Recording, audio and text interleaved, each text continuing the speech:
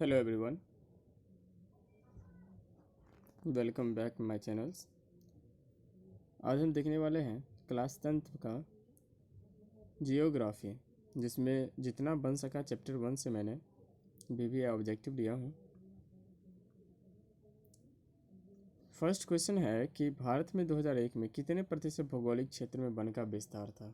अगर हम 2001 के अनुसार देखें तो भारत में भौगोलिक क्षेत्र में वन का विस्तार कितना था, तो आपका आंसर हो जाएगा 19.27। इतना परसेंट जो थी भारत की 2001 के अनुसार वन का विस्तार था। नेक्स्ट क्वेश्चन है कि निम्नांकित में से कौन प्राकृतिक संसाधन नहीं है। इसमें प्राकृतिक रूप से कौन सा संसाधन नहीं बनाया गया है, तो वन प्राकृतिक रूप है, नदियाँ प्राकृतिक रूप से हैं, नगर नहीं, ये आपका प्राकृतिक संसाधन नहीं है।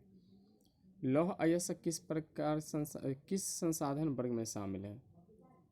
लौह अयस्क जो होता है संसाधन का किस कैटेगराइज में आता है, तो ये जो आता है अनवीकरणीय में आता है, क्योंकि इसे दोबारा बनाना संभव नहीं है। ये जब एक दाग खनन करके निकाल लिया जाता है जिस भी क्षेत्र से, वहाँ पे इसकी अल्प मात्रा होना शुरू हो जाती है, यानी कि समाप्त होते जाता है। जितना यूज होता है उतना समाप्त होता है।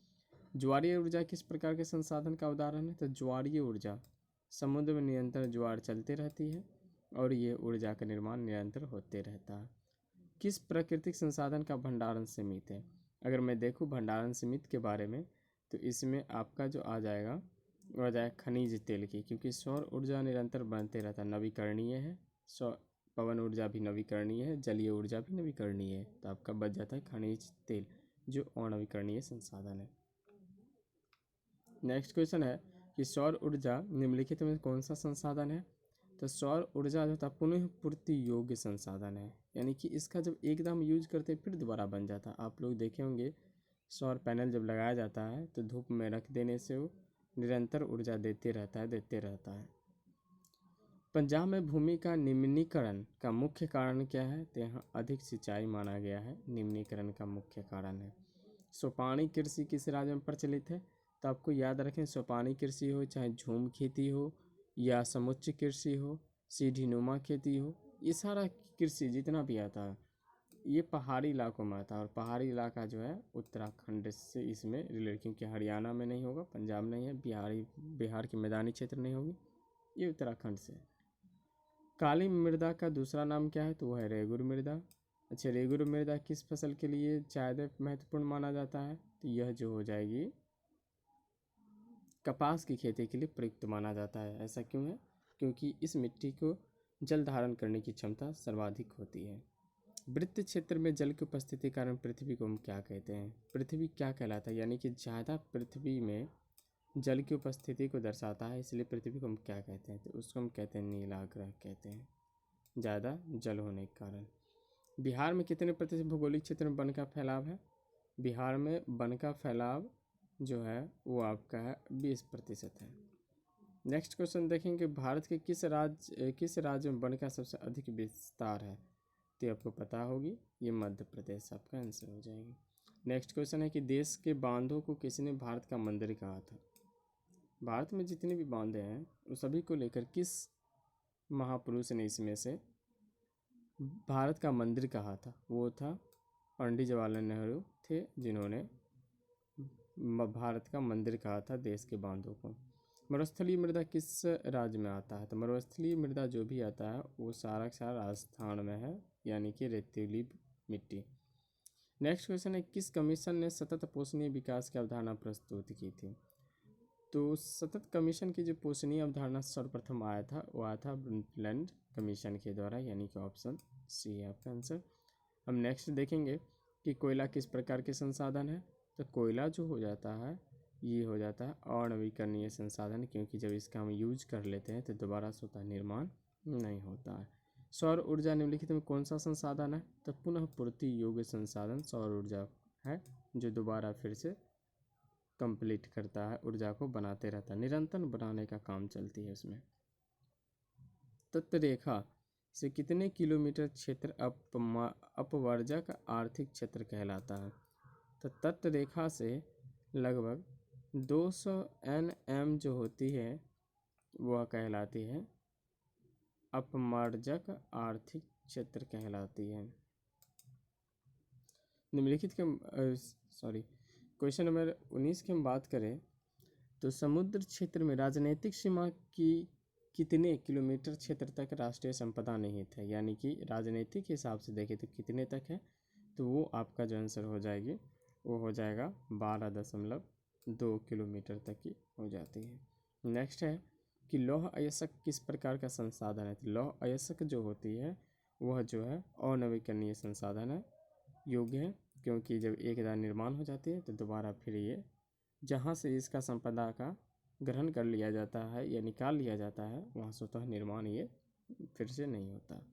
नेक्स्ट क्वेश्चन है कि ज्वारीय ऊर्जा निम्नलिखित में से किस प्रकार का संसाधन है, तो ज्वारीय ऊर्जा जो है अगर मैं संसाधन की बात करूँ तो यह पुनः पूर्ति योग्य है, क्योंकि यह ज्वार निरंतर समुद्र में चलते रहती है और निरंतर इस ज्वारीय ऊर्जा का निर्माण होते रहता है।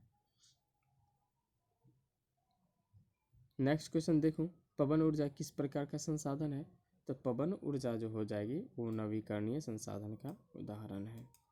नेक्स्ट मैं देखता हूँ कि निम्नलिखित में से कौन सा प्रवहनीय संसाधन, प्रवहनीय यानी कि निरंतर बहने वाली, तो आपका नदी है, प्रवहनीय संसाधन है। नेक्स्ट है कि इनमें से कौन सबसे कीमती अनवीकरणीय संसाधन है, अनवीकरणीय तो है लेकिन वो कैसा है, कीमती है, तो आपको पता होनी चाहिए कि वो खनिज है जो अनवीकरणीय भी है और कीमती भी है। इनमें से किस प्रकृति संसाधन का भंडारण सीमित है, यानी कि कौन ऐसा प्राकृतिक रूप से पाए जाने संसाधन है जिसका भंडार सीमित है, तो जितना भी ऊर्जा होता है ये नवीकरणीय के अंतर्गत आती है। सीमित का मतलब होता है कि अनवीकरणीय यानी कि लिमिटेड है, कि किसी क्षेत्र से अगर जितना मात्रा में कोयला है वह निकल जाने के बाद स्वतः वह निर्माण नहीं होगी, तो उसी तरह से कोयला उसका आंसर हो जाएगी। इसका भंडारण क्या है, सीमित है, क्योंकि जितना भंडारण इसका होता जाता है उतना ही ये जितना यूज होता जाता है उतना घटता जाता है उस भंडारण से। संसाधन के रूप में किसी पदार्थ का अस्तित्व किस पर निर्भर करता है, संसाधन का अस्तित्व यानी कि वहाँ पे उपस्थित है कि नहीं है यह किस पर निर्भर करता है, तो ये उपयोगिता के ऊपर निर्भर करता है।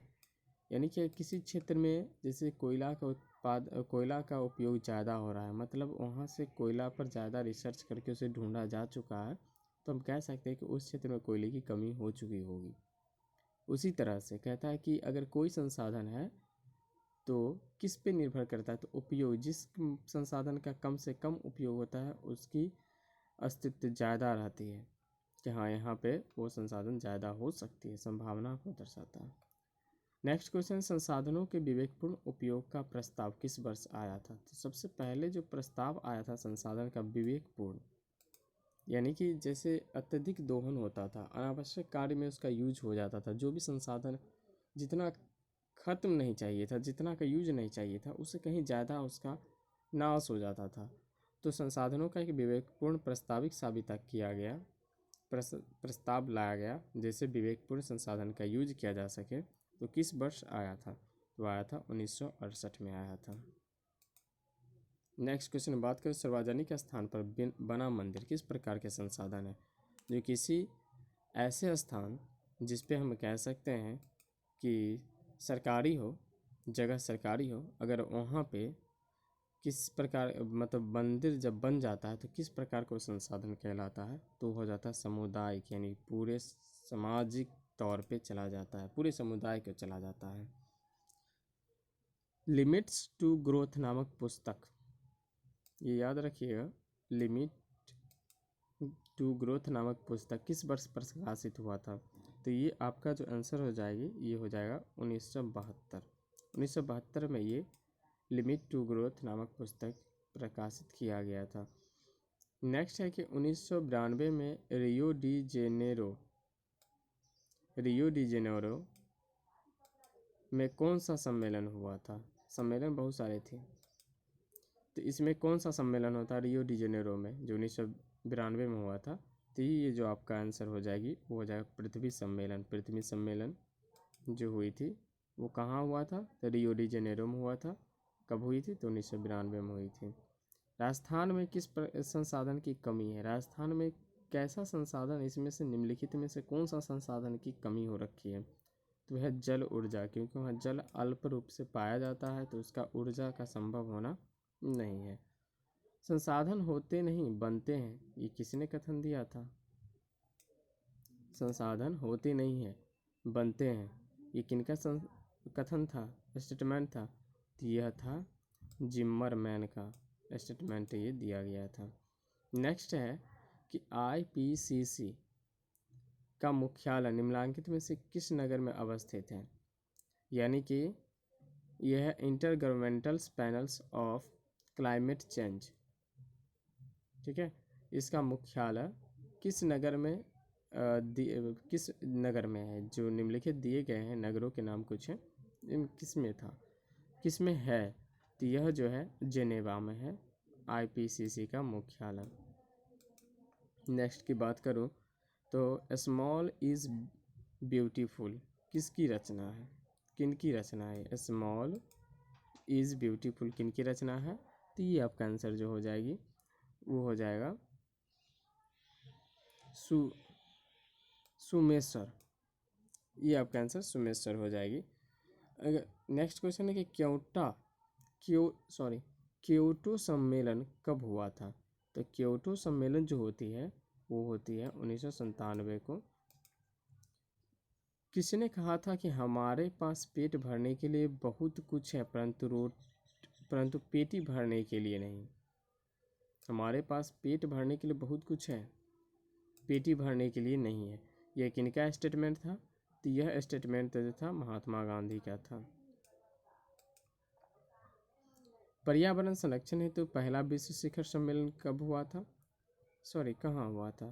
तो विश्व शिखर सम्मेलन जो हुई थी, प्रथम जो हुआ था इसमें पहला, यह जो हुई थी स्टॉकहोम में हुआ था। तो जो चैप्टर 1 से VBA ऑब्जेक्टिव बनने की संभावना थी मैंने कवर किया हूँ। वीडियो यदि हेल्पफुल लगती है तो अपने दोस्तों के साथ शेयर करें। यदि न्यू विजिटर है तो सब्सक्राइब करना ना भूलें। Thank you.